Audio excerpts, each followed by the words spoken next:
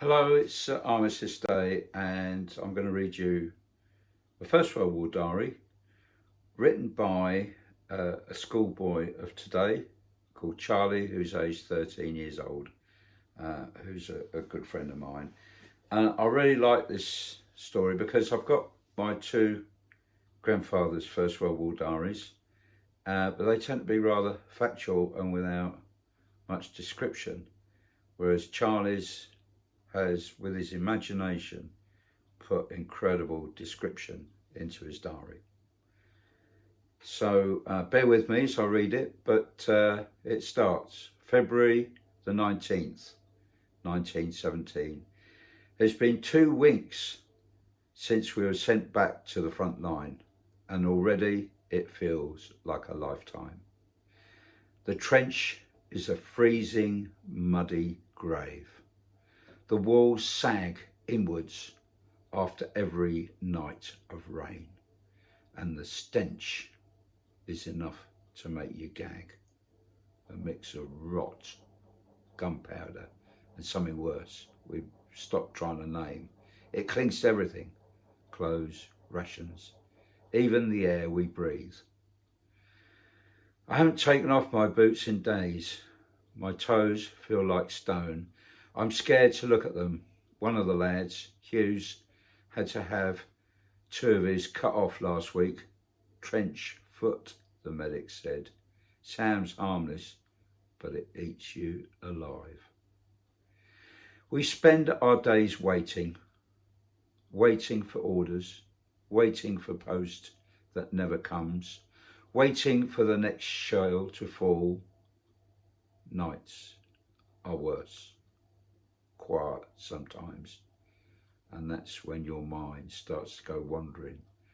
I keep thinking of home, of mum's stew, of lying in a bed that isn't soaked through, of my sister Rosie laughing as we walked to school. It's hard to believe any of that existed. Today the shelling started just after dawn. February the 20th, 1917. We hit the duckboards as the sky lit up orange and grey. Dirt flew like smoke, and the sound, my God, it's like the world splitting open. You feel it in your chest before you hear it in your ears. It went on for nearly an hour, and when it finally stopped, we found that half the trench had collapsed near section C. 3 men were buried alive. One of them, Taylor, was my bunkmate. We dug like mad, hands bleeding, yelling his name. We got him out, but he wasn't breathing, just mud where his mouth should have been. I sat beside him until they came to carry him off. Couldn't say a word, just stared. There's no ceremony here. No silence, just another body, another name written down in a notebook.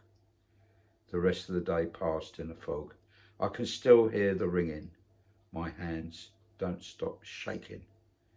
Some of the lads tried to laugh tonight, a joke about the sergeant's moustache freezing in the cold. I laughed too, but it felt wrong, forced, like pretending you aren't drowning. February the 21st, 1917. They say we're going over the top in the morning. None of us want to admit we're scared, but you can feel it. The way people avoid each other's eyes, the silence between jokes. We've seen what happens out there in no man's land. It's not a place meant for men. Mud, wire, holes filled with water and worse, and bullets, always bullets. I wrote a letter to Mum just now. Didn't tell her the truth, just said things were holding steady and that I missed her. I tucked it inside my coat in case I don't make it back. Maybe someone will find it. Sergeant says it's a strategic push. When he means they want us to run across open ground under machine gun fire for a few feet of dirt. We've done it before. I watched a whole company vanish in the fog last month. 1 second they were there, the next gone. I don't want to die, not here, not like this.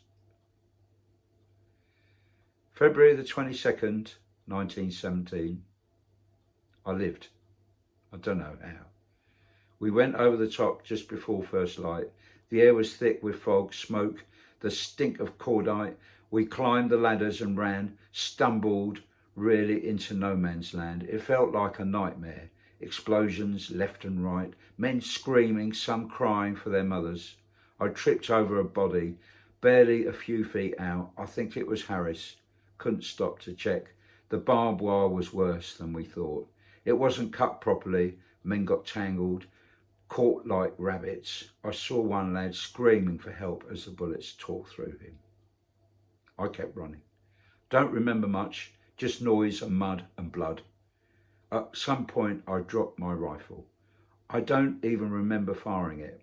We reached the German trench somehow. I saw one of our lads bayoneting a man who looked no older than 16. By the time it was done, we held the trench. They say it was a success. But at what cost? Davis is gone. Hughes is gone.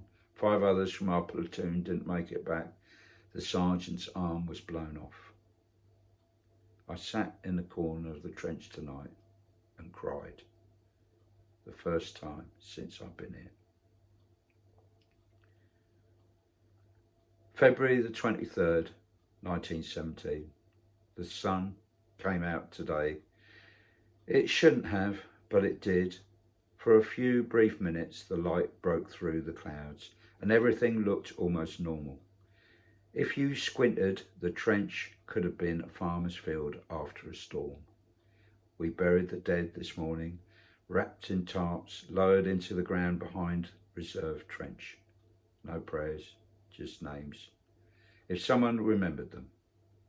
I marked Davis's grave with his helmet and a stick.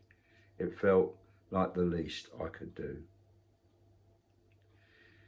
We get a few days rest now, back in the support line, maybe even behind the front for a while. The thought of a drink, a warm drink and dry socks, almost makes me smile. But it's hard to feel anything anymore. The war has hollowed us out. We aren't the same boys who marched out of London Station with songs on our lips and dreams in our heads. I don't know what kind of man will come back if I do, but for now, I breathe, I write, I survive, and in this place, that's victory enough.